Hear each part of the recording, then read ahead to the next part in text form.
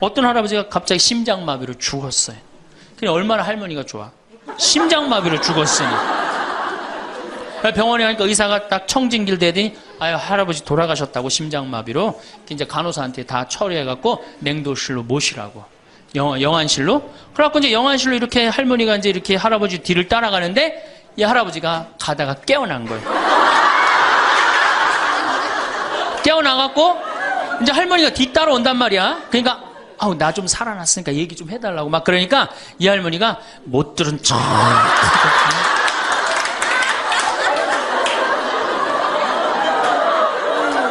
할아버지가 조금 있으면 완전히 이제 냉동고로 들어가게 생겼단 말이야. 말은 안 나오고 더 애절하게 나 좀 살아났으니까 얘기 좀 해달라고. 그러니까 이 할머니 하시는 말씀이 할아버지 다리를 치면서 이 양반아 의사가 죽었대는데 왜 이렇게 말이 많으냐고.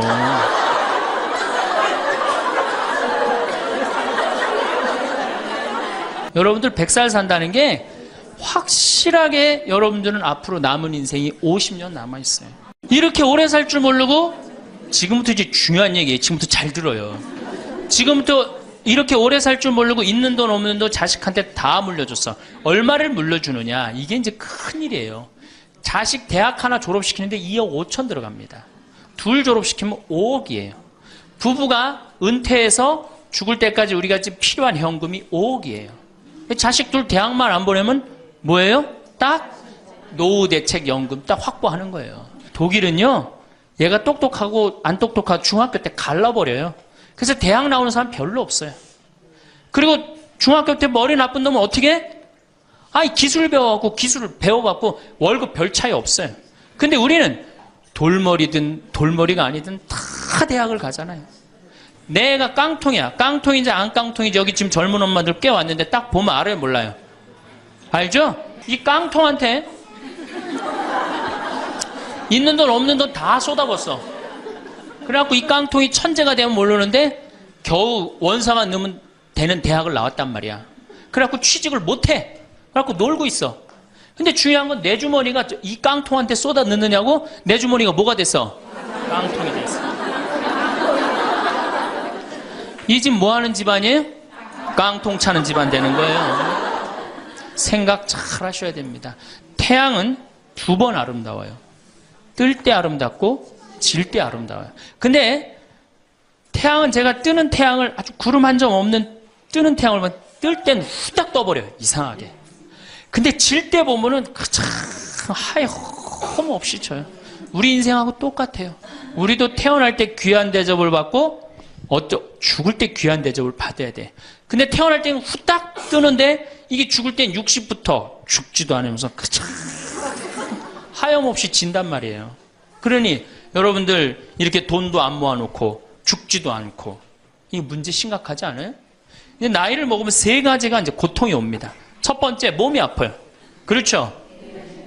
60년, 70년 썼으면은 눈도 안 보이고 귀도 안 들리고 허리도 아프고 그렇죠? 네, 아픈 데 많아요. 그러니까 자꾸 짜증을 부립니다. 짜증을 자꾸 부리고 신경질을 자꾸 부려요. 그러니까 할머니들이 나이를 먹으면 먹을수록 도사가 돼야 되는데 나이를 먹으면 먹을수록 점점 애가 돼가는 거예요. 그러니까 손자 손녀들이 맨날 할머니 보고 우리 할머니 맨날 신경질 부린다고. 생각해보세요. 머리 하얗지, 얼굴 쭈글쭈글해지, 이빨은 빠져갖고 여기도 쭈글쭈글해지. 웃어도 전찬을 판국에 거기서 막 신경질 부리고 짜증 부리면 어느 자식이 그걸 보면서 행복해하고 오랫동안 좋은 마음으로 모실 수 있어요. 그래서 저는 90살 넘은 장례미사, 90살 먹은 할머니 장례미사를 본당 신부가 해줬는데 며느리가 70이다. 그러면은 본당 신부는 장례미사 하자마자 바로 교황청에 연락해갖고 이 70 먹은 며느리, 90살까지 모시고 산 이 며느리 바로 교황청에 연락해서 시성식 해줘야 돼. 이 며느리. 본당 신부 꼭 할 일이에요. 기적심사 필요 없어요. 그냥 90살까지 모시고 산 것만 해도 뭐예요? 기적이에요, 기적. 안 버리고. 제가 어저께 식사하면서 잠깐 그런 얘기 들었는데 필리핀에 자식이 집 팔고 들어오면은 모시겠다고 그러는데 버린 자식이 있었다며요. 그리고 또 뭐 캐나다에 며칠 전에 또 어디에서 나왔다고 그러더라고. 자식이 그렇게. 여러분들 그게요, 남 얘기 아니에요. 여기 노인대학 많이 온다 그러죠? 제가 노인대학은 1박 2일을 합니다. 그럼 제가 이런 강의를 끝나면 절 찾아오는 할머니들이 참 많아요. 신부님, 내 얘기입니다. 그러면서 쫙 얘기하면 어떤 자식까지 있느냐면 생활 그 보조금 나오는 것까지 뺏어가는 자식들이 있어요. 여러분들 얘기야 무슨 아이고 여러분들 지금 자식 걱정할 때가 아니에요. 자, 몸이 아프면은 이제 이가 이제 문제가 생겨요. 그렇죠? 치과에를 갑니다. 치과에를 갔더니 의사 선생님이 하시는 말씀이 할머니 틀니로 하려면 300만 원, 걸으려면 500만 원, 임플란트로 하려면 3천만 원입니다. 이 돈 있어요, 없어요? 없습니다.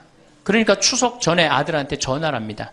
한 달 전에 얘야 내가 요새 이가 아파갖고 소화도 안 되고 골도 아프고 잠도 안 온다. 그럼 아들놈이 딱 알아들어야 돼요.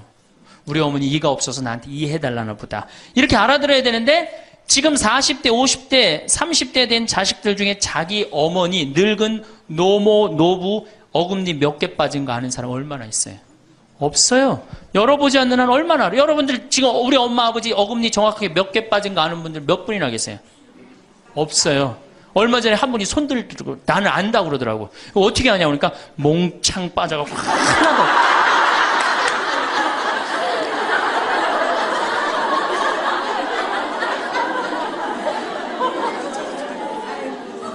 그러지 않는 한 자기 부모님 어금니 몇 개 빠진 거 아는 사람 없어요. 제가 지금 강의를 한 10만 명 이상 했는데 정말로 아는 사람들 없어요. 그러니까 이 아들놈이 한다는 소리가 어머니 소금으로 양치하세요. 헬 이빨이 있어야지 소금으로 해든지 말든지 했죠. 이 속으로 끓는 거죠.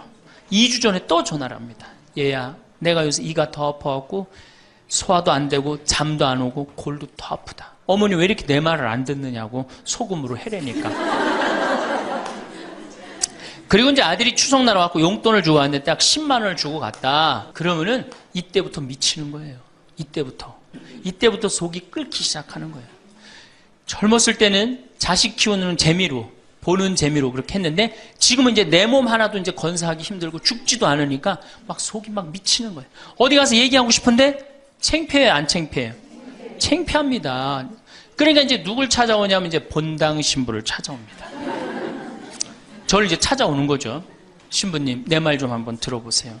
할머니들이 이제 내 말을 들어보라고 그러면은 이제 몸 아픈 거, 아들이 이해 안 해준 거 이런 것만 하면 내가 다 알아듣는데 우리 할머니들은 내 말 좀 들어보라고 그러면은 꼭 어디서부터 시작하냐면 대동아 전쟁부터 이제 시작해요.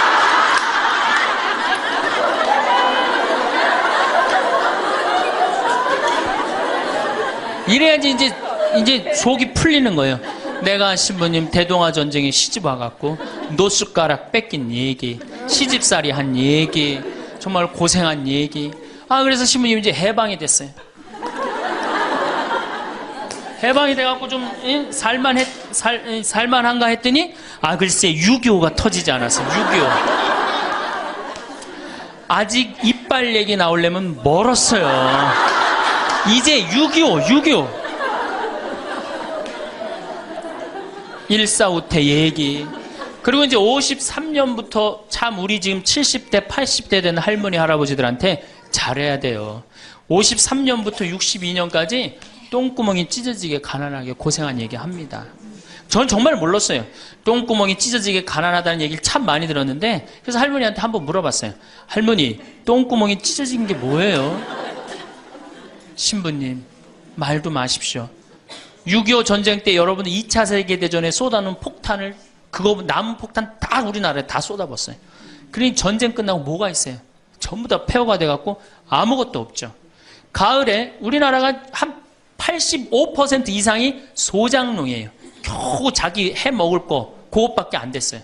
전쟁 끝나고 9월에 이제 추수를 합니다. 9월에 추수를 하면 먹을 게 언제 떨어져요? 2월에 떨어져요. 그럼 보리는 언제 펴요?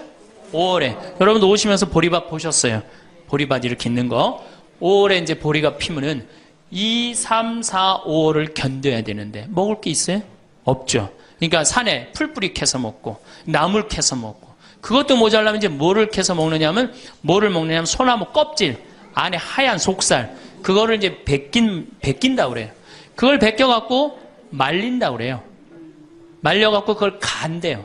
할머니들, 옛날 할머니들 생각나시죠? 그걸 갈아갖고 국에 넣어서 먹으면 국이 빨간데 국을 먹으면 배가 부르대. 또 거기다 밥을 해서 먹어도 배가 그렇게 부르대. 옛날엔 배가 고파 죽겠는데 배 부르면 최고 아니에요. 배는 이제 먹었는데 이제 배는 부르는데 문제는 이게 섬유질이 엄청나게 강한 거예요. 이게 야채나 뭐 채소나 과일의 섬유질하고 틀리대요. 그래갖고 이제 이게 들어가면 소화가 안 되고 딱딱하게 굳는 거예요. 수분이 빠지고. 대장에 가면 이제 딱딱한 돌덩어리로 굳는 거예요. 이 딱딱한 돌덩어리로 굳은 걸 빼내려고 그러니 똥구멍이 찢어지는 거냐. 신부님, 똥구멍이 찢어지게 가난하게 고생한 얘기. 그러니, 그리고 이제 내가 자식들을 이제 내 자식만은 고생을 시키지 않으려고 정말 내가 먹고 싶은 거, 쓰고 싶은 거, 다니고 싶은 거 안 하고 논 팔고 소 팔고 정말로 고생해서 내 자식을 키워놨는데 내가 늙어서 이해해달라고 그러는데 아니 이 10만 원을 갖다 줬습니다. 신부님 억울해서 못 살겠다. 분해서 못 살겠다. 그 얘기를 해요. 이 얘기가 사실 남 얘기가 아니에요. 제 얘기예요. 제 얘기. 제가 아버님 70살 때 종합검진을 해드렸어요. 종합검진을 이렇게 해드렸는데 깜짝 놀랐어요. 결과를 보고. 어금니가 하나도 없으신 거예요. 어금니가 하나도 없어. 그래갖고 아버지 제가 맨날 이렇게 갈비집에 가서 갈비 사드릴 때 뭘로 드셨느냐고 그랬더니 아들 신부가 사주는 거라 앞니로 그냥 대충 씹어갖고 삼켰다는 거예요. 정말 기가 막히죠. 내가 전국에 다니면서 강의를 이렇게 했는데 내 아버지 입 빠진 건 모르고 참 창피하더라고요. 그래서 마침 내가 이제 치과 의사 하나를 세례를 줬어요. 그래서 불렀어요. 내가 너 세례를 줬는데 내가 네 세례를 주면 내가 네 영적인 아버지다. 근데 우리 육적인 아버지가 이가 하나도 없다. 돈은 내가 요것밖에 없으니까 네가 아버지다 생각하고 완벽하게 해놔라. 뭐 가장 정성을 들여서 해놔라. 내가 뭐 그 병원도 축성도 해주고 다 해줬으니까. 그래갖고 정말 아버지 하듯이 아버지라고 그래라 그냥. 그래 아버지 하듯이 거의 1년 동안 매주일 공사를 한 거죠. 그래갖고 완벽하게 해드렸어요. 그 다음부터 이제 갈비집에 가도 이제 심지까지 뜯어 드시고, 그 다음부터 이제 지리산 꼭대기까지 뛰어 올라갔다 떼어내렸다는 거예요. 두 번째, 친구가 없어요. 이거 아주 중요한 겁니다. 몸 아픈 거. 여러분들, 여기 이제 할머니, 할아버지도 몇 분 계신데, 자, 내가 돈에 주머니가 없어. 그럼 바깥에 나가고 싶어, 안 나가고 싶어요? 당연히 안 나가고 싶어요. 내가 저 모임에 나가갖고 뭘 한번 얻어먹었어. 그 다음에 내가 그 친구한테 사줘야 되는 내가 돈이 없어. 그 다음 만나게 돼요? 안 만나게 돼요?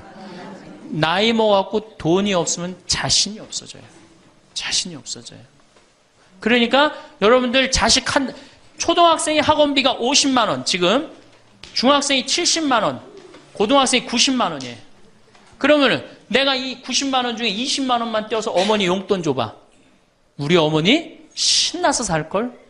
근데 내 자식 학원비 90만 원 안 아까운데 부모 30만 원 용돈? 여러분들 지금 자식들이 부모한테 용돈 얼마 주는 줄 아세요? 1년에 100만 원 줘요. 그 나누면 8만 원이야, 8만 원. 그걸 받으려고 있는 돈 없는 돈 대동아 전쟁부터 고생해가면서 그렇게 키워요? 이제는 부모 자식지간의 효의 개념은 끝났어요. 효는 끝났다고 그래요. 많은 사회학자들이 효는 끝났다. 사랑만 남아있다는 거예요. 이 얘기도 이제 제가 곧 할 거예요. 자, 친구가 없으니까 속이 좁아져요. 그렇게 했어요? 안 그렇게 했어요? 아니, 친구들이 있으면 얘기도 좀 하고 속도 풀고 그러면 속이 좀 이렇게 맺혔던 것도 풀잖아요. 집안에서 이제 친구가 없으니까 가만히 방 안에서 이제 뒷방 벽에 이제 어느 학자가 우리나라 노인을 뭐라 그래? 쥐처럼 깜깜한 방에서 웅크리고 앉아있다고 그래요. 우리 할머니들이 내가 봉송체 가면 하고 있는 일이 깜깜한 방에서 진짜 웅크리고 앉아있어요. 쥐처럼. 그러니까 할 일이 뭐가 있어? 벽에다가 인생 복귀하는 거죠. 대동아 전쟁 생각하고 한숨 한 번 쉬고 6.25 생각하고 한숨 한 번 쉬고 이빨 안 해준 거 생각하고 한숨 한 번 쉬고 여름에 냉면을 먹고 싶어. 그러면은 큰아들이 사줄래나 둘째 아들이 사줄래나 막내 아들이 사줄래나 기다렸는데 한 놈도 안 사줘. 그러면 언제 그걸 갖고 있다가 터트려요? 추석 때 터트립니다. 내가 옆집 할망구는 그 자식들이 와서 갈비도 사주고 냉면도 사줬다는데 나는 자식이 6, 7인데 나한테 냉면 사주는 자식 하나도 없다고. 냉면이 얼마나 해요? 5,000원, 10,000원이면 하죠? 그럼 자기 돈으로 사 먹으면 되는데 우리 할머니, 할아버지들은 자기가 자기를 위해서 돈 쓰는 걸 할 줄 알아요? 몰라요? 몰라요. 정말 이거 큰 문제예요. 냉면 먹고 싶으면은 자기 가서 사 먹으면 될 거 아니야. 그런데 그걸 기다리고 앉아있어요. 그러니까 한을 쌓는 거지. 5,000원을 가지고. 큰아들이 사줄래나 둘째 아들은 사 먹으면 되는 걸. 그럼 행복한데. 그래갖고 이제 냉면 못 얻어먹은 거 아들이 이제 퇴근해갖고 들어옵니다. 아들이 퇴근해갖고 들어오면요. 참 문제는 뭐냐면은 아들이 들어오면은 어떻게 하면 돼? 내가 여러분들 나이 먹어갖고 싸움을 안 걸면요. 자식들이 말을 안 해줍니다. 그러니까 아들하고 싸움을 거는 거예요. 너 이빨 10년 전에 안 해줘갖고 나 이거 쪼글쪼글 해갖고 이제 아무것도 못한다고 그러더라. 아들이 듣다 어머니 그만하세요. 한 번만 하면 100번째예요. 그럼 이게 안 먹히나 보다 그래서 방에 들어왔고 또 이제 벽에다 복귀한 것 중에 그래 냉면 못 얻어먹은 거 들고 쫓아나라. 옆집 할망구 냉면도 얻어먹었다는 난 냉면도 못 얻어먹었다. 그럼 아들이 한마디 합니다. 어머니 그러려면 나가 죽어라. 몸 아프죠? 친구 없죠? 뭐만 남으냐면 자존심만 남습니다. 근데 그 자존심에 나가 죽어라? 그럼 미치는 거예요. 어디 가서 자식이 나가 죽으라 그러는데 얘기할 때가 있어요? 없어요? 여러분들 나가 죽으라 그러는 거 아들이 50%, 며느리가 16%, 딸이 14%, 그 다음에 늙은 부부가 서로 나가 죽으라고 20%. 나가 죽으라는 말 듣는 비율이 그렇대요. 그냥 어디 가서 얘기하긴 창피하고 또 이제 본당 신부를 또 찾아옵니다. 이제. 그래서 저한테 얘기를 해요. 신부님 내 말 좀 들어보라고. 이제 할머니가 이제 또 내 말 좀 들어보라고 그러면 이제 또 대동아 전쟁부터 이제 시작을 합니다. 해방, 6.25, 똥구멍이 찢어지게 가는. 내가 이렇게 키웠는데 나부로 나가 죽으라고 그런다고. 이제 늙었으니까 필요 없다고 나부로 나가 죽으라고 그런다고. 여러분들 그런 소리 이제 듣습니다. 왜 죽지도 않고 이렇게 오래 사느냐고 분명히 자식들한테 그런 소리 들어요. 100살까지 산다고 생각해봐요. 그것도 자식한테 얹혀서 100살 산다고 생각해보세요. 이제는 자식하고 늙어서 같이 산다는 생각은 꿈도 꾸면 안 돼요. 늙어서 이제 나 어떻게 살아야 돼? 나 혼자 자식한테 폐 안 끼치고 오래 사는 게 누구하고 좋은 관계 유지하는 거야? 자식하고 좋은 관계 유지하는 거예요. 어쨌든 나가 죽으라고 하니까 이제 미치는 거죠. 그래갖고 이제 다 듣고 이제 할머니가 나한테 그래. 신부님 나 꽃동네 좀 바래다 줄라. 난 자존심 상해서 저 집에서 도저히 못 살겠다. 그럼 내가 할머니한테 그래. 할머니 꽃동네는 아무나 가는 게 아니에요. 안 돼요. 그저 새벽에 그 꽃동네 앞에 내려다만 주면 그 다음부터 내가 다 알아서 할 테니까 신부님은 꽃동네 앞에까지만 바래다 달. 내가 이제 다 듣다가 할머니한테 그래요. 할머니 그 자식 키웠을 때 속상한 적 있었어요? 없었어요? 속상한 적 많았죠. 7살, 10살 미운 오리 새끼 그때 말 안 들을 때 할머니 그 아들한테 속상한 뭐라고 그러셨어요? 그렇지 나가 죽어라 그랬죠. 네. 할머니 그냥 나가 죽으라고만 그랬어요? 아니요. 나가 되져라. 그러면 7살, 10살 먹은 자식이 자존심이 안 상했겠느냐. 자존심이 상했지만 그 아이는 참고 살았다. 너무 엄마가 천하의 엄마가 나가 죽으라 했지만 나갈 때가 있어야지 걔가 나갈 거 아니야. 자존심이 상했지만 참고 살았다. 이제 누구 차례다? 할머니가 참고 살 차례다. 아들도 나가 죽으라 그랬을 때 참고 살았다면 이제는 할머니가 나가 죽으라 할 때 참고 살 차례다. 지금 나가면 누가 할머니를 걷어줄 거냐. 오로지 부모라는 이유 하나로 한 집에 살아주는 것만 해도 고맙게 생각하고 할머니가 할머니의 노년을 할머니의 남은 생애를 준비하지 못한 할머니 잘못이다. 누구 탓할 거 아무것도 없다. 그럼 무슨 생각을 하는지 가서 참고 살아요. 참고 살아야지 어떻게 할 거야. 이제 안 죽으면서 진짜 문제가 발생합니다.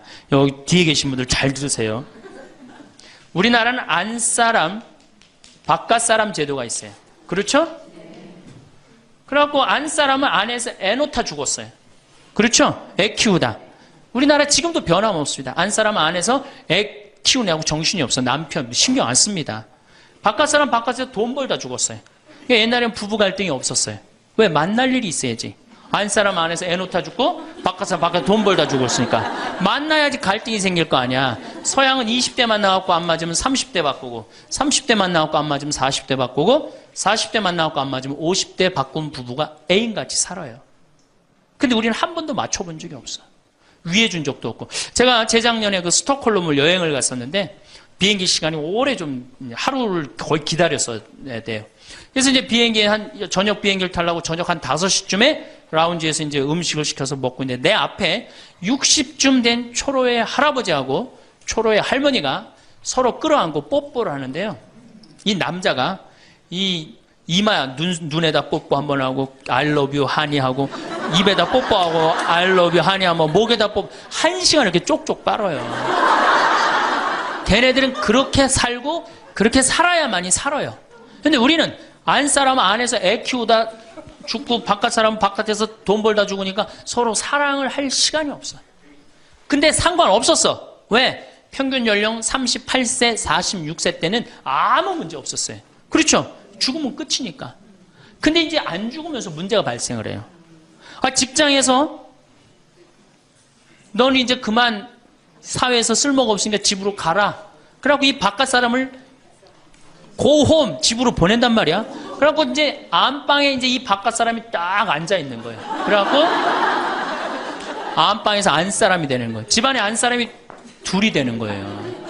이게 아내가 뭐예요? 태양이라는 뜻이거든요. 집안의 태양을 아내라고 그러잖아요. 이 집안의 태양이 둘이니 이게 사이가 좋아요. 그리고 우리 남자들이 여자한테 하니 I love you 뽀뽀 쫙쫙 했다면서 그렇게 해요. 여러분들 사랑한다는 얘기 들어요, 안 들어요? 이게 우리의 큰 문제예요. 사랑한다는 말도 안 듣고. 이 우리나라 남자들은 부인을 위한 이벤트를 할 줄 몰라요. 그러니까 이게 어떻게 있느냐 하면 가을 젖은 낙엽 땅바닥에 붙어 있듯이 쫙 부인한테 붙어 있으면서 밥 새끼 따박따박 그냥 받아먹고 끝난단 말이야. 설거지를 하기라나 뭘 하기라나. 그러니 미치는 거죠. 그러니까 할머니들이 저한테 진짜 할머니들이 그런 얘기 많이 해요. 아유 정말 30년 40년 동안 밥 해야 되는 거 지겹다고. 지겹죠. 설거지를 해기래나 뭐 사랑한다고 말을 해기래나 뽀뽀를 해주기래나 그냥 소리나 뻑뻑 지르고 침부림이나 시키고. 반대로 우리 여성들, 우리나라 이 여성 아내들이 남편한테 잘하느냐? 여러분들 남편한테 잘하세요? 여러분들 남편이 바깥에 나가면 왕 대접받는 남편이 얼마나 있을 것 같아요? 없습니다. 그럼 층층샷 나가면 섬기는 사람이에요. 굽신거려야 되는 사람이고. 근데 아침에 출근할 때 정말로 내 남편이 전쟁하러 나가는데 정말로 왕 대접하고 내보낸 부인이 얼마나 돼요? 이러지 않으면 다행이지. 머리 막 부시시 해갖고 막 사자 머리를 해갖고 머리 끝에는 밥풀 하나 딱 이렇게 붙여놓고 여보 다녀와.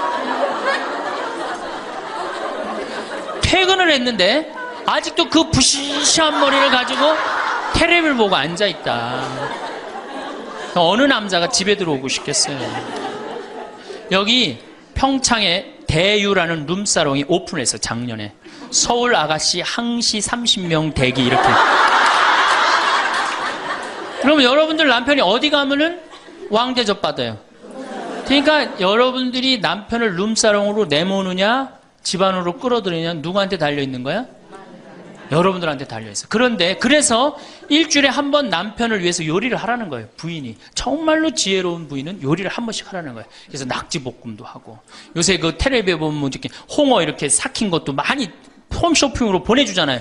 딱 해갖고 삼합 딱 해갖고 와인 하나 딱 준비하고 이브닝 드레스도 좀 쫙 입고 이런 이벤트가 있어야지 60년을 같이 살지.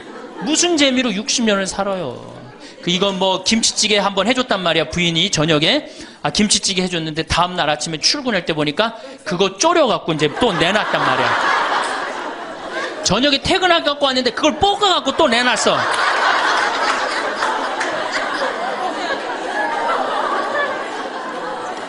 여러분들 자식한테 쏟는 거 반만 남편한테 해보세요. 여러분들 아마 얻고 살 거예요. 나이 먹어서요. 나이 먹어서 유일한 친구가 누굽니까? 남편이고 아내밖에 없어요. 제가 평택에서 본당 신부를 할 때 할머니 한 분이 남편이 평생 바람 피고 노름하고 술 먹고 나가서 딴 살림했어요. 근데 이 할아버지가 늙어갖고 중풍이 걸린 거예요. 중풍이 걸려갖고 반신불수가 되고 집에 들어온 거예요. 그러니 이 할머니가 믿겠어요, 안 믿겠어요? 밉죠. 나만 보면은 빨리 죽었으면 좋겠다. 매일 입버름처럼 했어요. 그러니까 이 할아버지가 또 말도 못하는 중풍이 이제 와갖고 고해성사를 이제 이렇게 할머니하고 할아버지하고 같이 들어와요. 그래갖고 이제 할머니가 이제 할아버지 잘못한 걸 다 나한테 얘기를 해줘요. 그러면은 할아버지가 그걸 받아들이면 되는데 안 받아들입니다. 할머니를 때리는 거예요. 내가 언제 그랬느냐. 그러니 내가 봐도 야, 저 할아버지 양심도 없구나. 그냥 젊었을 때 저러더니 늙어서 고해를 대신까지 해주는데 얼마나 고마워. 그런데도 그냥 그 할머니를 때리고 저렇게 구박을 하니 참 정말로 빨리 죽었으면 좋겠다. 그런 생각을 했어요. 근데 그 할아버지가 돌아가셨어요. 마침 내가 있을 때. 그래서 내가 장례 미사를 해주고 할머니 손을 꼭 잡고 그랬어요. 할머니 이제 그동안 고생 많이 했으니까 이제 편안하게 집에 가서 이제 행복하게 쉬시라고 남은 여생.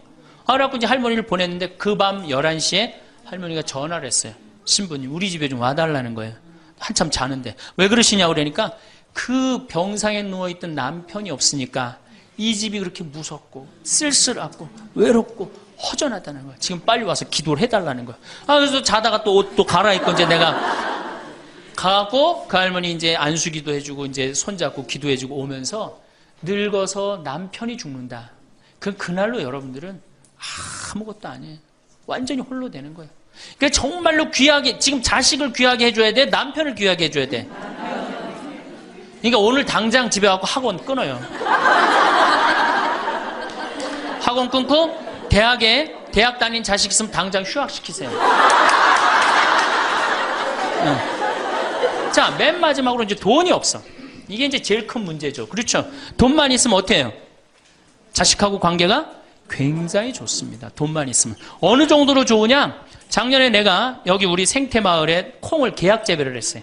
계약 재배를 했는데 1억 원어치 정도 콩을 샀어요. 그런데 제가 무슨 일이 좀 생겨갖고 돈이 없어졌어요. 있던 돈이. 그 돈이 이제 한 2달이나 3달 후에 나오는데 농민들은 빨리 돈을 달라는 거예요. 이 계약 재배해갖고 왜 안 주냐. 그래갖고 쩔쩔 매는데 꼭 요맘때예요. 우리 어머니가 딱 오시더니 아들이 막 쩔쩔 매고 사람들이 막 농민들이 왔다 갔다 하는 걸 보고 왜 그러시냐고 신부님. 그래서 내가 원래 계약 재배를 했는데 돈이 원래 한 2억이 들어오기로 했는데 그 돈이 안 들어와갖고 내가 지금 못 줘서 지금 너무너무 당황스럽다고 그냥 그 얘기만 저는 했어요. 근데 어머니가 일주일 동안 있기로 하셨는데 그냥 집에 가시더라고요. 우리 누나한테 가자 그랬더니 차로 가셨어요. 다음날 어머니가 전화를 하셨어요. 신부님 내가 그 돈 해서 보냈다는 거예요. 하루 만에 어머니가 그 엄청난 돈을 해서 보낸 거예요. 아들이 그냥 뭐 그런 거 고생하는 거 보기 싫은 거지. 그래갖고 그 돈을 해갖고 싹 일주일 만에 싹 정리했어요. 나는 어머니가 얼마나 고마운 줄 몰라요. 저는요 우리 어머니가요 안 죽었으면 좋겠어요.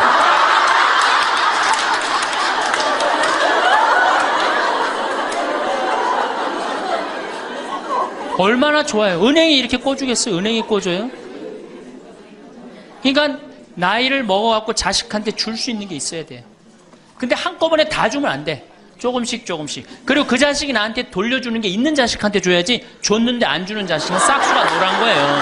그래서 그 자식한테는 주지 말고 내가 줬는데 나한테 준다. 그럼 그 자식한테 계속 잘해주면. 그래서 저는 어머니하고 자식 지간이 기브 앤드 테이크야. 죽을 때까지 기브 앤드 테이크를 해야지 서로 행복한 거예요. 네. 그래서 우리 자식들은 용돈 많이 드립니다. 어머니 아버지한테. 우리 어머니 아버지 이렇게 한 1년에 받는 용돈을 가만히 들어보니까 한 연봉 한 2천만 원 정도 되더라고요. 2천만 원이면 괜찮잖아요. 그럼 그 돈 당신 위해서 씁니까? 또 누구한테 써요? 자식들한테 다. 그러니까 서로 좋은 거예요. 기브 앤드 테이크. 이제 굉장히 지혜로워야 돼요. 노년을 행복하게 맞아요. 근데 돈이 없어. 그럼 이때부터는 천덕꾸러기 되는 거예요. 내가 프랑스 파리 쌍젤리제 거리를 가보니까 루이비통 구찌 있는 거리예요. 그렇죠? 쌍젤리제 거리 가보니까 거기서 저녁에 와인을 마시는 사람들은 할머니 할아버지밖에 없어요. 젊은 사람 꿈도 못 꿉니다. 우리나라 명동에 누구만 득실거려요? 젊은 애들이 득실거리죠? 이거 문제예요. 걔네들이 뭘 했어요? 돈을 벌었어요? 사회를 위해서 일을 했어요? 6.25를 겪었어요? 우리나라 경제 발전을 이뤘어요? 아무것도 한 거 없는 애들이 무의미하게 돈을 쓰는 거예요. 그러니까 사회가 불안정한 거예요. 이태리 로마의 라보나 광장이라고 있어요. 라보나 광장에 가보면요, 거기도 저녁에 할머니 할아버지 팔짱 다 7, 8분이 팔짱 끼고 숄 딱 거치고 와요. 그리고 와인 마셔. 젊은 애들은 꿈도 못 꿔요. 제가 오스트리아 비엔나에 비올라 공부하는 아이, 너 내가 맛있는 거 사줄게. 제일 좋은 데 가자. 그랬더니 시청 근처가 제일 식당이 좋대. 17명이 밥을 먹는데 15명이 할머니 할아버지예요. 젊은 애들 어디 있냐 그랬더니 내가 밥 먹고 보여드리겠습니다. 그랬더니 밥 먹고 시청 뒤에 공원에 가니까 젊은 애들이 우유하고 빵하고 그렇게 밥을 때우더라고요. 전심을 다 그렇게 때워요. 젊은 애들 왜 여기 젊은 애들이 식당에서 밥 꿈도 못 꿉니다. 스포츠카 할머니 할아버지들이 타고 다니지 젊은 애들 못 타고 다닙니다. 근데 우리나라는 명동에 가면 할머니 할아버지 없는데 어디 가면 할머니 할아버지 볼 수 있어요? 그렇죠. 탑골공원에 가면 거기서 배식 받아서 밥 먹고 있는 거. 이게 세상이 거꾸로 돌아가는 거예요. 나무는 뿌리가 튼튼해야지 나무도 튼튼합니다. 그렇죠? 나무가 튼튼해야지 열매도 튼튼한 거예요. 우리 사회도 할머니 할아버지들이 행복해야지 누가 행복할 수 있어? 내가 행복할 수 있어. 내가 행복해야지 누가 튼실해? 열매가 튼실한 열매가 나오는 거예요. 근데 지금 우리나라 사회는 뿌리가 썩어가고 있어요. 뿌리도 썩어가고 나무도 썩어가고 당연히 모두 썩어가요? 열매도 썩어가는 거예요. 지금 썩어가고 있어요. 자, 우리나라가 178개 국가 중에 행복지수가 102등이에요. 102등. 왜 102등이겠어요? 태어나면서부터 글자 공부하기 시작해. 유치원 특목 유치원 다녀. 영어 배워. 중국어 배워. 일본어 배워. 초등학교 가서 이 학원 저 학원 시달려. 공부 못하면 완전히 나쁜 놈이야. 이 세상에서 정말 부모한테 불효자야. 중고등학교 그래서 자괴감 느껴. 대학교 가서 또 취직해야 돼. 그냥 죽어라고 입사시험 보는데 실업자가 100만 명, 20대가 넘어. 대학을 졸업해도 취직도 못해. 그리고 어떻게 해서 결혼을 했는데 부모 돈 얼마를 뺏어요? 우리나라가 결혼 자금이 1억 7천만 원 들어가요. 미국 2,700만 원이에요. 그러니까 누구 돈 다 되는 거예요? 부모가 있는 돈 없는 돈 다 해주는 거. 미국은 안 해줍니다. 일본도 안 해줍니다.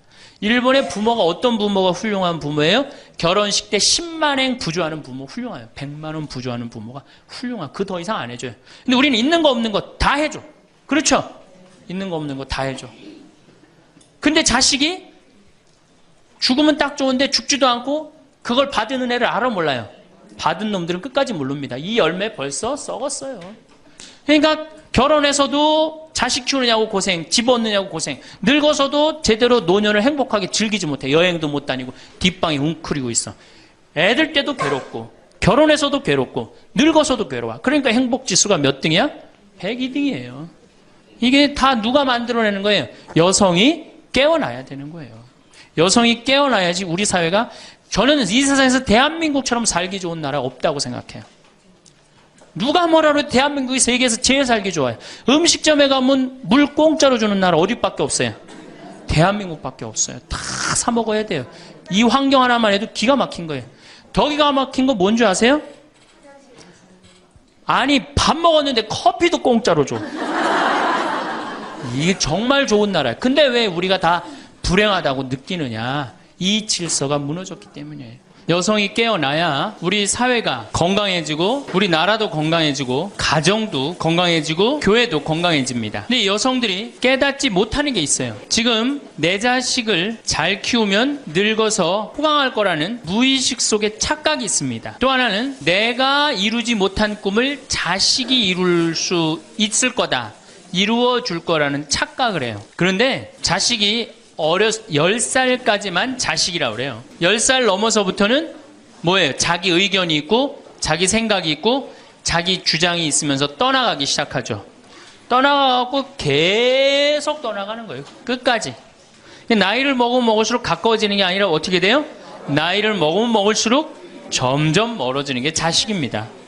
제가 경기도 광주 능평성당에 본당 신부로 있을 때 87살 먹은 루시아 할머니가 있었어요.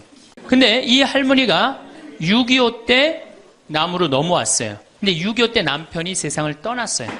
그리고 아들 둘을 서울대 고대 상경대학을 졸업을 시켰어요. 혼자서 이렇게 아들들을 둘 다 은행장을 하고 있고 얼마나 할머니가 출세를 했어요. 그런데 이 할머니하고 아들 출세한 건 전혀 상관없어요. 이 할머니가 77부터 방에 들어누웠어요. 그러니까 10년 동안 방에 들어놓으면 무슨 생각밖에 안 들어요. 외롭고 정말로 아침부터 밤중까지 가만히 들어놓여 있는데 무슨 삶의 낙이 있겠어요. 내가 봉성체를 가면 할머니가 항상 제 손을 붙잡고 신부님 왜 레지오단원들이 방문도 안 오느냐고. 북에서 넘어왔으니 친척이 있어요. 누가 있어요? 아무도 없는데 레지오단원들이 활동으로 방문을 해야 되는데 왜 이 성당은 방문도 안 하느냐고. 그래서 우리가 신설성당이라 그런 게 없어서 그렇다고 할머니. 그러면서 할머니가 내 손을 꼭 잡고 뭐라 그러냐면 신부님은 하느님하고 잘 통하지 않으냐. 하느님하고 잘 통하니까 나 좀 빨리 데려가게 기도 좀 해줘라 하느님한테. 하느님 뭐 하시는 거냐. 나 좀 데려가지. 살 만큼 살았는데. 그러면 내가 이제 할머니 손을 꼭 붙잡고 뭐라고 그러냐면 할머니 걱정하지 마세요. 내가 성당 가서 어떻게 좀 해볼 테니까 걱정하지 마세요. 제가. 그렇게 이제 할머니하고 봉송체를 한 6개월 동안 했는데 6개월 만에 아들이 밤에 전화가 왔어요. 신부님 우리 어머니 돌아가실 것 같다는 거예요. 왜 그러냐 그러니까 화장실에서 넘어져갖고 갈비뼈 2대가 부러진 거예요. 근데 이 할머니가 87인데 몸이 말랐어요. 이 갈비뼈 2대 부러지면은 그 나이에 똑 부러졌다고 그러는데 거의 즉사예요.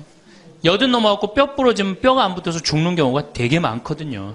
그래서 내가 이제 병자 가방을 들고 쫓아갔어요, 할머니한테. 그랬더니 할머니가 막 숨을 몰아 쉬더라고요. 그래도 제가 보좌 신부를 16,000명, 13,000명 이런 데 보좌 신부도 하고 본당 신부도 한 4,000명, 5,000명 해갖고 하도 병자 성사를 많이 해갖고 딱 보면 알아요. 3개월 갈 거다. 한 달 갈 거다. 그래서 내가 아들한테 그래요. 한 3개월 갈 것 같으니까 3개월 정도 준비하라. 그럼 3개월 후에 어김없이 딱 가는 거예요. 근데 그 할머니를 딱 보는데 그날을 못 넘기겠더라고요. 그래서 이제 할머니 손을 붙잡고 할머니 나하고 오늘 못 넘길 것 같으니까 나하고 총고해성사 하자. 할머니 하느님이 열심히 믿었고 좀 아들도 훌륭하게 잘 키웠고 매일 그렇게 묵주기도 했으니까 내 생각에는 할머니 직천당이다. 오늘 돌아가시면 바로 오늘 하늘나라 올라가시는데 가면은 요셉 성인도 보고 베드로 성인도 보고 싶은 남편도 보고 성모님도 보고 예수님도 보고 내 안부도 전해줘라. 바로 가니까. 네. 할머니는 내 손을 꼭 붙잡고 뭐라 그러냐. 신부님 그동안 너무 고마웠다는 거예요. 올 때마다 사탕도 갖고 오고 선물도 갖고 오고 내 얘기도 들어주고 그래도 외롭지 않게 신부님 왔을 땐 행복했다는 거예요. 그래서 이제 내가 할머니 손을 잡고 할머니 장례미사 내가 잘 해줄 테니까 강론도 잘하고 걱정하지 말아라. 하여튼 직천당 가서 이제 안부도 전해주고 내가 강론 잘 해줄 테니까 걱정하지 말고 잘 가셔라. 할머니는 그동안 너무너무 고마웠다. 그러면서 이제 서로 손을 꼭 잡고 죽기로 이제 합의를 이제 봤어요. 이제.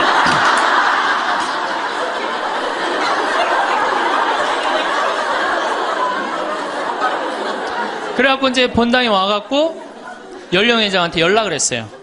우리 그 루시 할머니 돌아가실 것 같으니까 빨리 가서 임종경 해라. 그 사무장한테는 내가 이제 내일 아무래도 장례가 나을 것 같으니까 장례 준비를 해라. 이제 그리고 이제 기다리는데 일주일이 돼도 연락이 없고 2주일이 돼도 연락이 없는 거야. 한 달 만에 다시 봉성체 신청이 들어왔어요. 그래서 내가 가갖고 할머니한테 그래서 할머니 어떻게 된 거냐. 우리 살아서 안 보기로 하지 않았느냐. 근데 왜 살아있느냐. 그랬더니 할머니가 우리 아들들이 어머니 돌아가시면 안 된다고 삼성의료원에 데려다가 그걸 붙여갖고 온 거예요.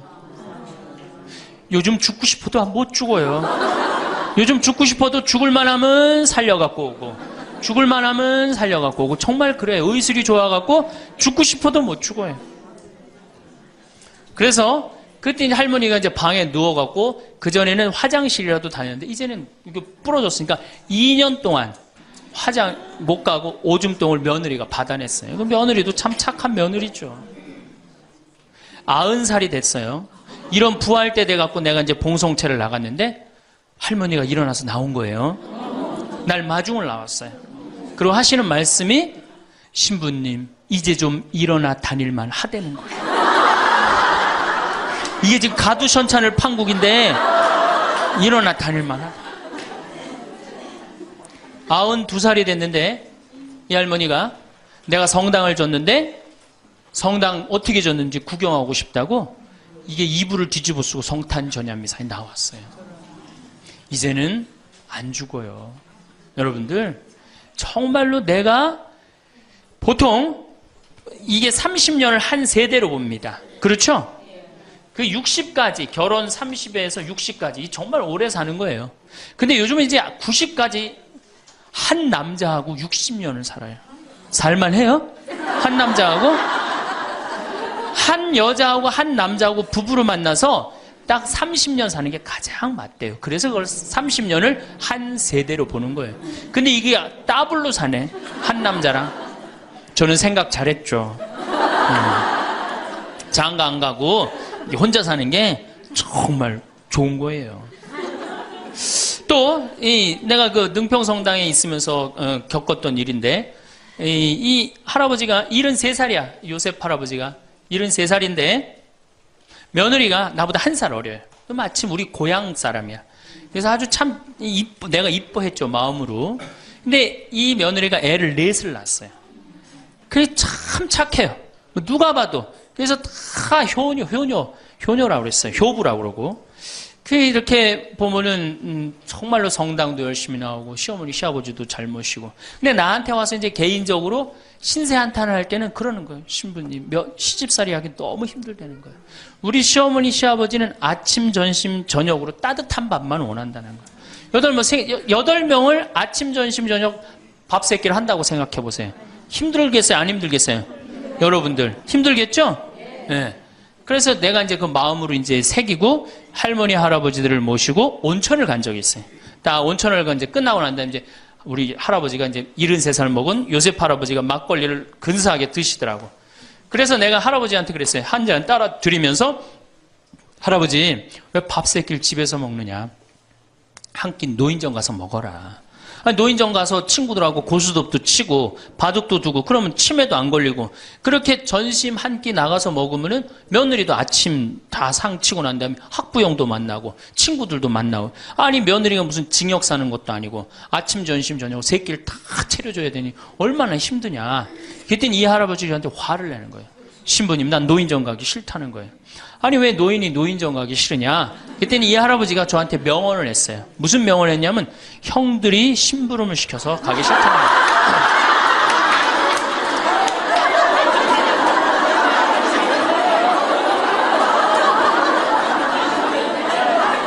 아니 무슨 73세 형들이 심부름을 시키냐. 그랬더니 아 신부님 모르는 소리 하지 마세요. 자기가 딱 나타나면은 술 받아와라. 라면 끓여라. 그런다는 거예요. 그래서 노인정 가기 싫다는 거예요. 제가 그때 너무 충격을 받아갖고 벌써 5년 전 얘기예요. 수원에 있는 아버지한테 가서 물어봤어요. 아버지 노인정 가세요. 그때 아버님이 73이셨어요. 아버님 노인정 가세요 안 가세요? 그랬더니 안 간다고 화를 내시더라고. 아니 왜 노인정 집에는 우리 어머니 아버지만 살고 자식들은 한 1km 반경에 떨어져서 살거든요. 왜 안 가시냐고 그랬더니 우리 아버님 하시는 말씀이 형들이 청소시켜서 가기 싫다.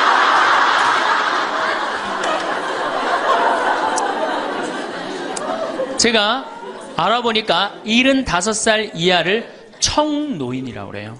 청년 노인이라는 거예요. 청년 노인. 이제 안 죽어요. 제가 여기 3년 전에 수원 고등동 성당에 95살 먹은 할머니가 오셔갖고 래프팅 하고 가셨어요. 배 타는 거 있죠?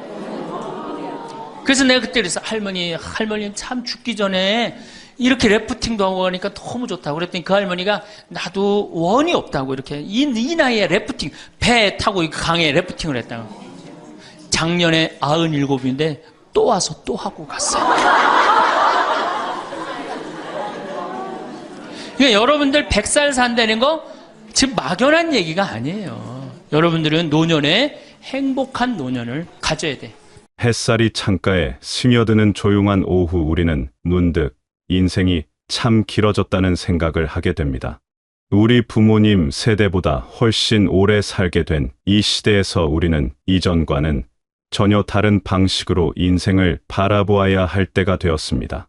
예전에는 자녀를 키우고 결혼시키면 인생의 큰 일을 다 마친 것처럼 여겨졌지만 이제는 그 이후에도 20년, 10년이 더 남아 있습니다. 이 긴 시간은 단순히 노쇠해가는 시간이 아니라 새로운 방식으로 살아갈 수 있는 또 다른 인생의 장입니다. 마치 한 권의 책에서 새로운 챕터가 시작되는 것과 같습니다. 하지만 많은 분들이 여전히 과거의 관습대로 자녀를 위해 모든 것을 내어주고 나면 자연스럽게 보살핌을 받을 것이라고 생각합니다. 그러나 현실은 그렇지 않습니다. 아침에 공원을 산책하다 보면 혼자서 벤치에 앉아 멀리 바라보는 어르신들을 종종 만나게 됩니다. 그분들의 표정에서 때로는 외로움이, 때로는 허전함이 느껴집니다.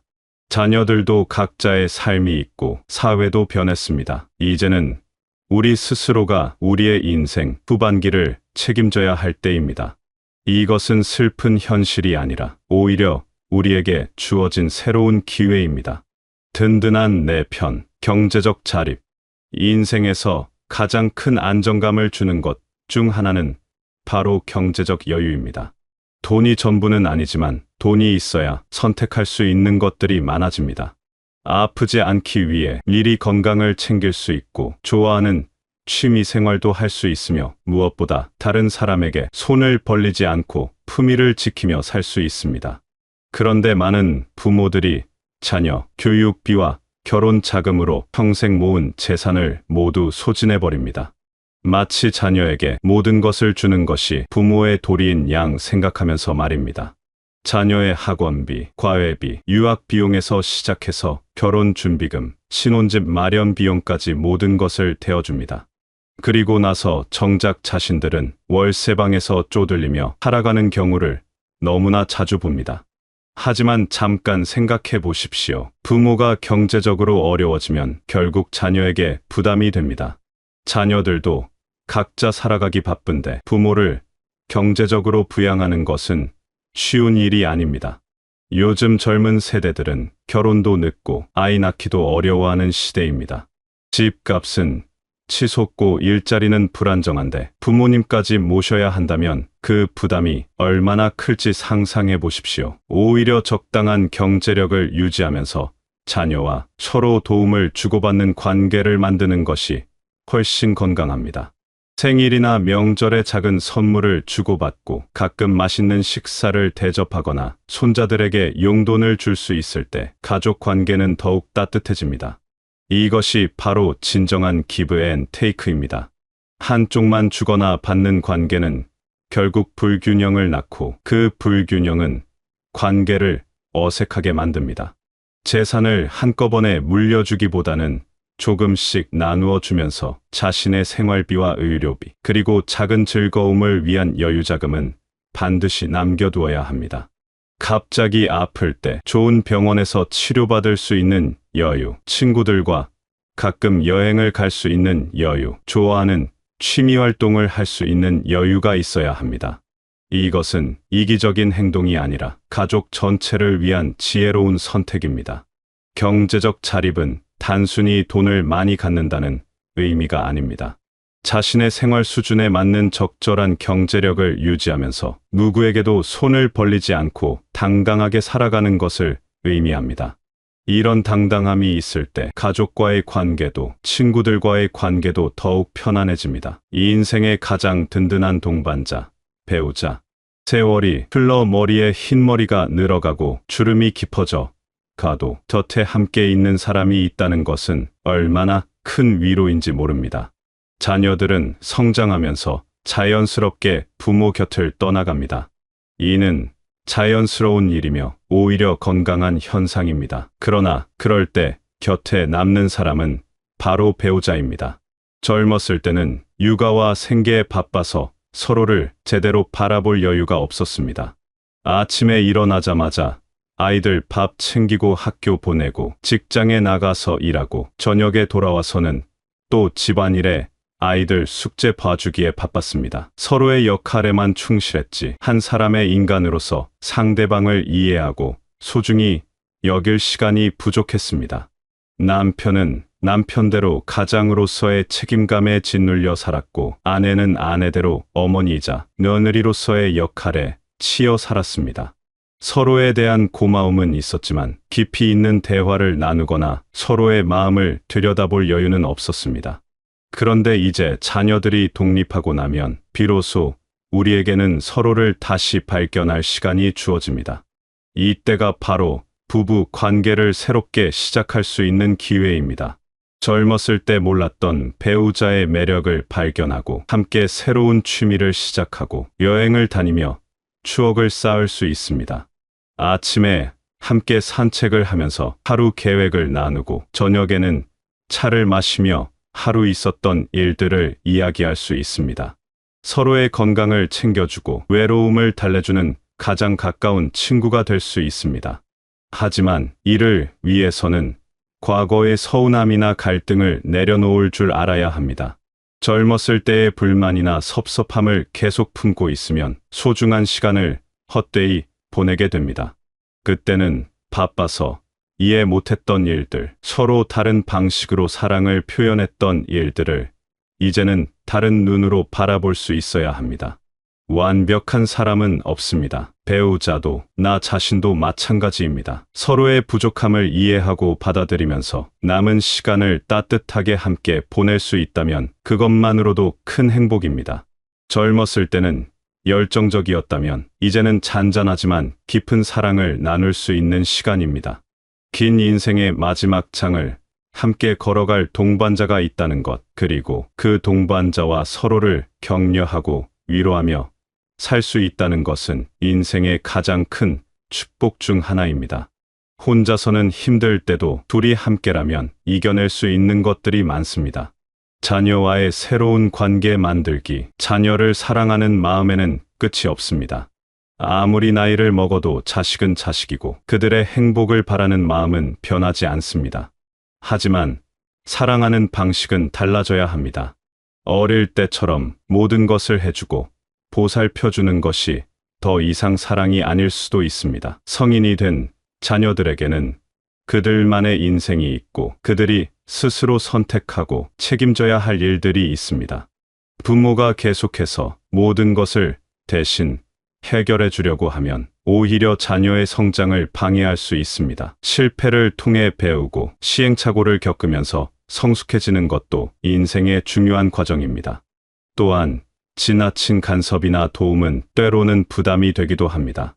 자녀들도 각자의 방식으로 살아가고 싶어 합니다. 부모의 기대나 바람과는 다른 길을 선택할 수도 있고 부모가 보기에는 잘못된 것 같은 선택을 할 수도 있습니다. 하지만 그것도 그들의 삶입니다. 자녀에게 모든 재산을 다 주고 나서 뒷바라지를 기대하는 것도 현실적이지 않습니다. 자녀들도 각자의 가정이 있고 경제적 압박이 있습니다. 자녀들의 월급으로는 자신들의 생활비, 아이들 교육비, 집 대출금을 감당하기도 벅찬 시대입니다.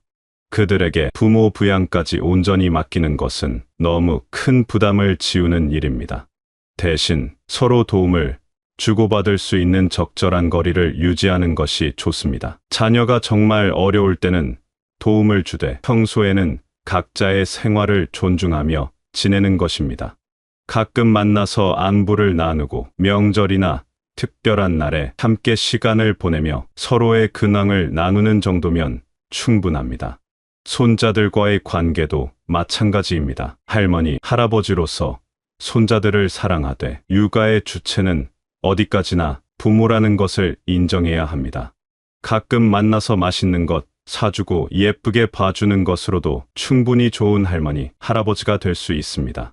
이런 적절한 거리두기는 오히려 가족 관계를 더욱 건강하게 만듭니다. 서로에게 부담을 주지 않으면서도 필요할 때는 힘이 되어주는 그런 관계가 진정한 가족 사랑입니다. 끈적끈적한 애정보다는 서로를 존중하는 성숙한 사랑이 더욱 오래갑니다. 희생하는 어머니에서 당당한 여성으로, 특히 어머니들에게는 더욱 큰 변화가 필요합니다.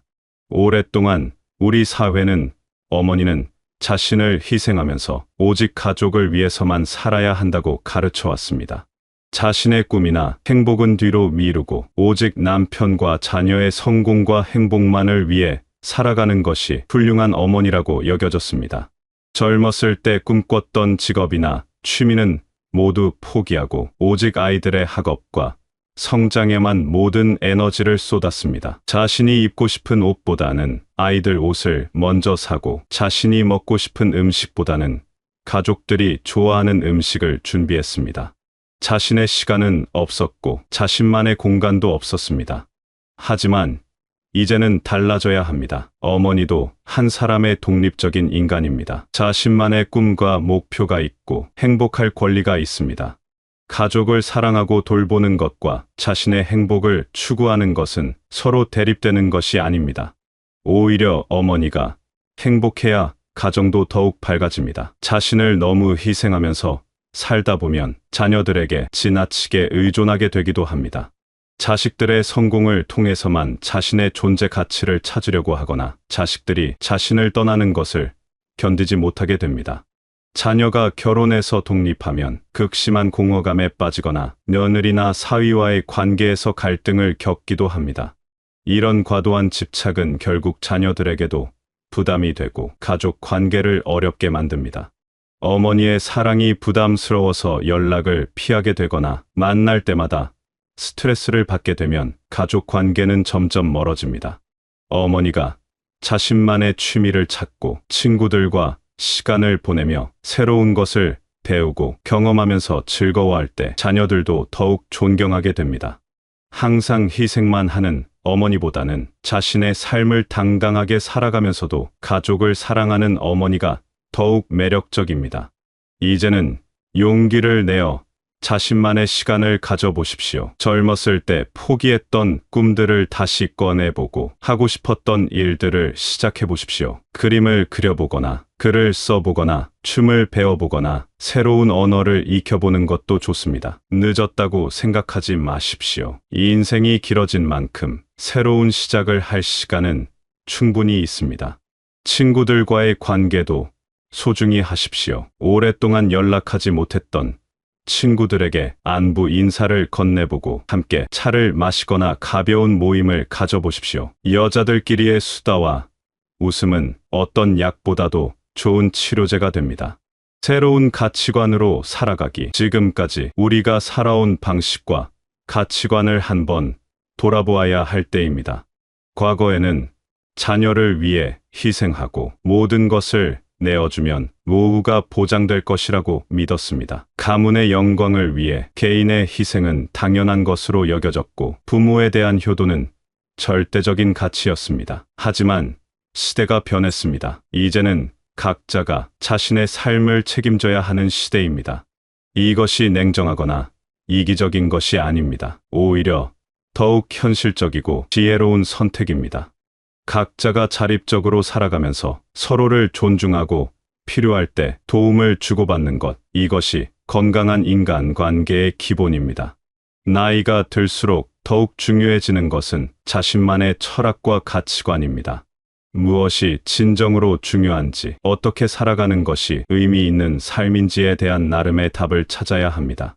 다른 사람의 시선이나 사회의 기대에 맞춰 살기보다는 자신이 진정으로 원하는 삶을 살아가야 합니다. 건강을 챙기는 것부터 시작해 보십시오. 규칙적인 운동과 균형 잡힌 식사, 충분한 수면은 기본입니다. 몸이 건강해야 마음도 건강하고 무엇이든 할 수 있는 에너지가 생깁니다. 아침에 일찍 일어나서 가벼운 산책을 하거나 체조를 하는 것만으로도 하루가 달라집니다. 좋은 사람들과 의미 있는 시간을 보내는 것도 중요합니다. 나이가 들수록 인간관계는 양보다 질이 더 중요해집니다. 많은 사람들과 피상적인 관계를 유지하기보다는 진심으로 소통할 수 있는 몇 명의 좋은 친구들과 깊이 있는 관계를 만드는 것이 더 의미 있습니다. 새로운 것을 배우며 성장하는 즐거움도 놓치지 마십시오. 대학교 평생교육원에서 강의를 듣거나 문화센터에서 새로운 취미를 배우거나 독서 모임에 참여하는 것도 좋습니다. 배움에는 나이가 없다는 말이 있듯이 새로운 지식과 기술을 익히는 과정에서 느끼는 성취감과 즐거움은 나이와 상관없이 똑같습니다. 자연을 즐기는 시간도 가져보십시오. 계절마다 달라지는 자연의 모습을 감상하고 산책을 하며 신선한 공기를 마시고 꽃과 나무들을 바라보며 마음의 평화를 찾을 수 있습니다. 자연 앞에서는 일상의 작은 걱정들이 별것 아닌 것처럼 느껴지기도 합니다.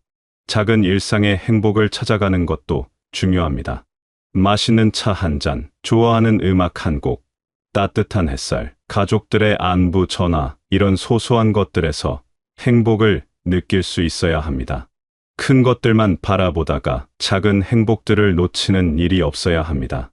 또한 지나온 인생을 돌아보면서 감사할 일들을 찾아보는 것도 중요합니다. 완벽하지는 않았지만 나름대로 열심히 살아온 자신을 인정하고 앞으로의 시간도 소중하게 여기며 살아가야 합니다. 후회보다는 감사한 마음으로, 불안보다는 희망찬 마음으로 하루하루를 맞이할 수 있어야 합니다. 진정한 행복을 위한 선택. 결국 인생 후반기의 행복은 우리 자신의 선택에 달려 있습니다. 과거의 방식을 고집하며 불만스러워할 것인지 아니면 새로운 마음가짐으로 남은 시간을 의미 있게 보낼 것인지는 우리가 결정할 일입니다. 경제적으로 자립하면서 품위를 유지하고 배우자와 따뜻한 관계를 만들어가며 자녀들과는 적절한 거리를 두면서도 사랑을 나누고 자신만의 취미와 관계를 통해 즐거움을 찾아가는 것. 이 모든 것들이 어렵게 들릴 수도 있지만 실제로는 그렇게 복잡하지 않습니다. 가장 중요한 것은 마음가짐의 변화입니다. 내가 누군가를 위해 희생해야만 가치 있는 사람이라는 생각에서 벗어나 나 자신도 소중한 존재이며 행복할 자격이 있다는 것을 인정하는 것부터 시작하면 됩니다. 그리고 작은 변화부터 시작해 보십시오. 오늘 오후에 평소 가보고 싶었던 카페에 가보거나 오랫동안 연락하지 못했던 친구에게 안부 전화를 걸어보거나 새로운 취미 하나를 시작해보는 것처럼 말입니다. 변화가 두려울 수도 있습니다. 지금까지 살아온 방식을 바꾸는 것이 쉽지 않을 수도 있습니다. 하지만 조금씩 천천히 시작하면 됩니다. 완벽하지 않아도 괜찮습니다. 시행착오를 겪어도 괜찮습니다. 중요한 것은 시작하는 용기입니다. 주변 사람들의 시선이 부담스러울 수도 있습니다. 갑자기 자신만의 시간을 갖고 새로운 일들을 시작하면 이상하게 생각할 수도 있습니다. 하지만 정작 중요한 것은 다른 사람들의 생각이 아니라 자신의 행복입니다. 이 인생은 한 번뿐입니다. 그리고 지금 이 순간도 다시 오지 않습니다. 남은 시간이 얼마나 될지는 아무도 모르지만 그 시간만큼은 진정으로 나답게 행복하게 보내는 것이 중요합니다. 매일 아침 일어날 때마다 오늘 하루를 어떻게 보낼 것인지 생각해 보십시오. 누군가를 위해서가 아니라 나를 위해서 무엇인가 의미 있는 일을 하나씩 해보십시오. 작은 일이라도 좋습니다. 그런 하루하루가 모여서 행복한 인생 후반기를 만들어갑니다. 여러분 모두가 자립적이고 당당하며 사랑하는 사람들과 따뜻한 관계를 유지하면서 매일매일 작은 기쁨을 찾으며 살아가시기를 진심으로 바라겠습니다. 그리고 남은 인생이 지금까지보다 아름답고 의미 있는 시간이 되시길 바라겠습니다.